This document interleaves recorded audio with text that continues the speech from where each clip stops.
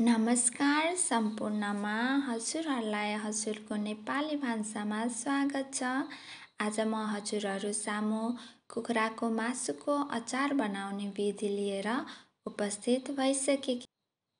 सर्वप्रथम एउटा प्यानमा तेल हाल्नुहोस्।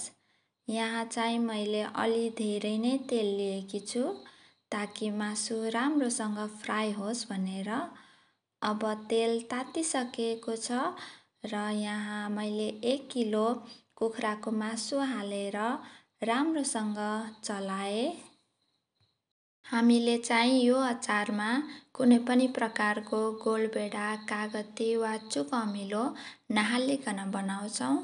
एकदम मिठो हुन्छ। अब स्वाद अनुसार नुन पनि हाल्नुहोस् ताकि नुन सबै मासुभित्रसम्म पसोस् भनेर सुरुमा नै नुन हाल्नु पर्दछ र राम्रोसँग चलाउनु पर्दछ र एकछिन पाक्नको लागि छोडिदिनु पर्दछ। त्यसपछि ल्वाङ, सुकमेल, दालचिनी र स्टार एनिस पनि हाल्नुहोस्।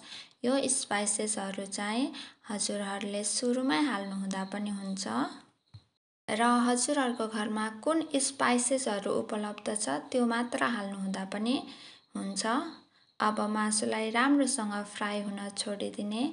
यत्तिको कलर आइसकेपछि बढी भएको तेललाई झिक्नुहोस् र त्यो तेल पछि अरू तरकारी पकाउनु हुँदा युज गर्न पनि सक्नुहुन्छ। अब बेसार, धनिया, जिराको धुलो हालेर मसला सबैतिर लाग्ने गरी चलाउनुहोस् र मसलाहरू पाक्नको लागि एकछिन छोडिदिनुहोस् ताकि मसलाको काँचोपना बास्न नआओस् भनेर। यत्तिको भएपछि ग्यास अफ गरेर अदुवा, लसुन र खुर्सानीको पेस्ट हालेर चलाउनुहोस्। काँचो लसुन अदुवाको स्वाद नै छुट्टै तिखर हुन्छ र मिठो पनि हुन्छ। यहाँ चाहिँ मैले 4वटा हरियो खुर्सानी लिएकी छु जसलाई चाहिँ अदुवा लसुनसँगै पिसेर हालेकी छु। अब माथिबाट मसिनो गरी काटेको प्याजलाई पनि हाल्नुहोस् र सबैतिर मिक्स गरिदिनुहोस् र अन्तिममा फ्रेस हरियो धनियाले गार्निस पनि गरिदिनुहोस्।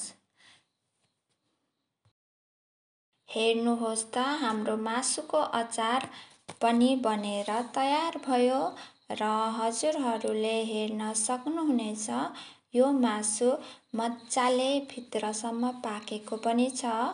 हजुरहरूले पनि यसरी नै घरमा बनाएर खानुहोला। हवस्, धन्यवाद।